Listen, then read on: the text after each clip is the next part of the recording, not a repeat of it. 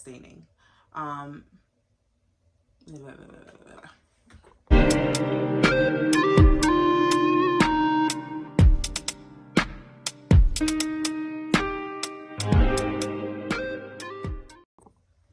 Hi guys, it's your girl Dorine coming to you with another YouTube video.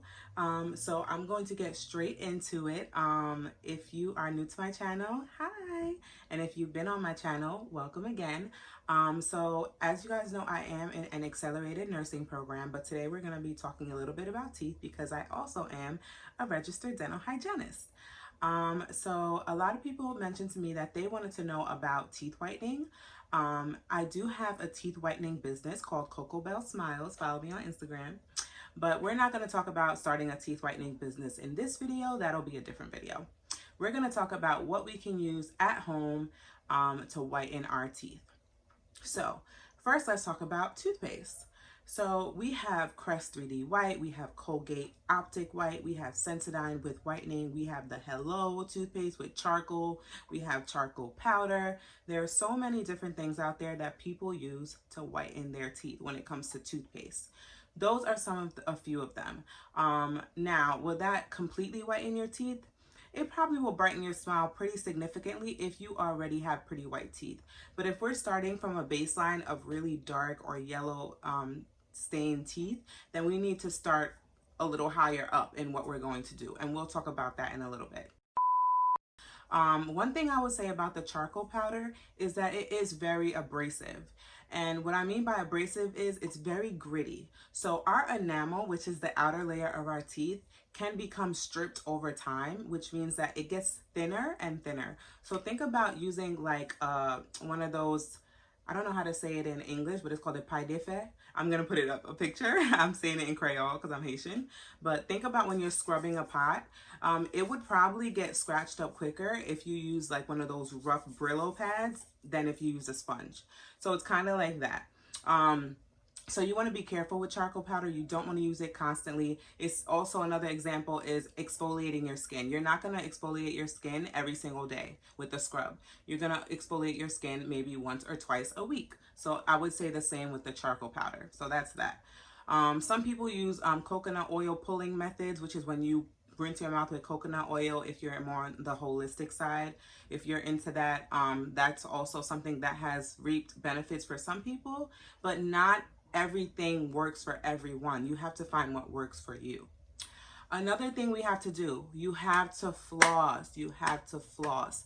You cannot whiten all of your teeth on the outside and in between is yellow. Why? Because you're accumulating plaque, you're accumulating stain, and you're not doing anything in between to clean it. So one floss that I love is the Crest 3D floss, the 3D white floss. It's actually Glide, I'm sorry, it's Glide 3D white, and I'm also going to post a picture of what it looks like. And that floss actually has properties within it that will help with removal of stain in between the teeth. Because some people, their teeth are pretty white, but when you look in between, it's yellow. We don't want that. So that is a great thing, but you have to floss. Third thing, you can use a mouthwash. There's a mouthwash, it's called Luster. It's in a little red fancy bottle. I'll post a picture. You can use Listerine stain remover mouthwash. One disclaimer with that is that it does have alcohol in it, so it can be a little irritating, and that gives that burning feeling. So you can dilute it with water if you'd like. Hydrogen peroxide, you can use that with water as well. 50% hydrogen peroxide, 50% water, because that can, you know, burn as well when it comes to, you know, rinsing in your mouth. And those are pretty much the main mouthwashes. Also, there's the Crest mouthwash. They have Colgate Optic White mouthwash. Any other ones that I think of, I will post pictures below, okay? What else? So now, those are the home remedies. Now let's talk about what we can do a little extra when it comes to, like, now we're incorporating fancy UV lights and LED lights and whitening machines. Okay, so now at home, you can use Crest white strips. Those are great. They always give great results. and a lot of people love them. Now, the thing with Crest White Strips is it only is going to, it sometimes gets on your gums because you don't really have control because it's pre-made. So it's really universal. So not everyone has the same shaped teeth. Some people have teeth that aren't that straight. Some people have teeth with gaps. Everyone's teeth are different. So sometimes it's not as beneficial for certain populations depending on the shape of your teeth and the positioning of them. So it doesn't work for everyone. Another thing you can do is if you have ever had Invisalign or any form of braces, when you get a retainer, which, oh, my retainer is not in here, but when you get a retainer, it's like a clear plastic retainer that is made specifically for you. You can purchase whitening gel, whether from your dentist or from a whitening company, and you can place the gel in your trays and use those as whitening trays. Why not? Another thing that you can do is there are whitening kits that you can purchase, again, through whitening companies or get from your dentist. The one difference is with the dentist, they don't give you the little fancy light with it, most of them. But the fancy light is really just an accelerant. So it just makes the whitening work a little faster and gives you a better result. So that's another thing that you can use.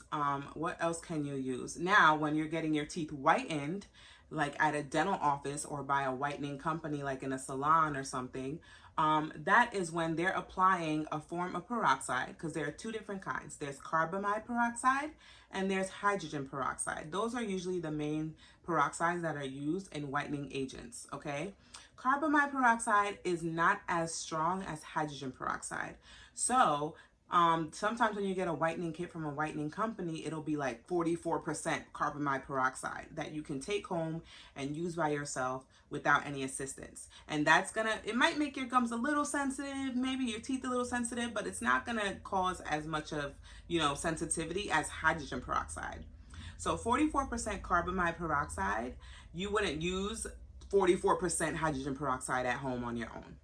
You would use more like 16% or something because it's a little stronger. So you'll notice that when you get your teeth whitening, they use like a blue barrier gel that hardens around your gum tissue. And that is used to protect your gum tissue from any burns, mild burns. Because if you're familiar with hydrogen peroxide, like placing it on a cut or rinsing your mouth with it, you'll notice that you get like little white patches on your gums, or you feel a burning, tingling sensation. Everyone has a different pain tolerance. For some people, it's just a discomfort. For some people, it hurts. So that is a form of protection for your gum tissue. So when you're getting your teeth whitened by a professional, that is why they usually will apply a barrier around your gum tissue to protect you from any discomfort. Okay, so those are really the main forms of whitening. Other than that, with diet, you want to make sure you're trying not to consume too much of anything that will stain a white t-shirt.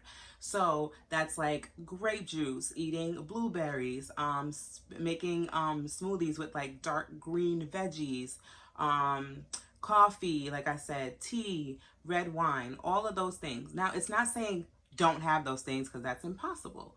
But it's saying that maybe you can consume those things through a straw if you can. Or maybe when you have those things, you can rinse out one last time after you're done with it with some water or something like that. But just anything that you can do to help limit the amount of time, the staining, because you literally won't see it, but there's like a film that remains when you have coffee or tea. Think about when you spill coffee and it dries up and it leaves that film and it looks brown. It's kind of like that, but you just don't see it until it starts to accumulate on your tooth surface. So the more that you kind of get it off before it gets like adhered to your enamel, the less likely you'll build up stain in a shorter period of time.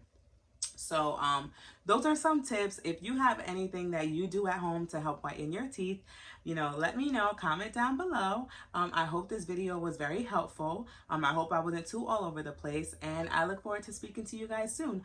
My next topic is probably going to be about starting a teeth whitening business. And then I'm also going to be talking about a few other things like natural hair, and oral cancer, just all over the place, okay? A jack of all trades, as they would say. Yeah, it was nice speaking to you guys. Peace, love, and like, comment. You gotta subscribe, and I'll speak to you guys soon. Bye.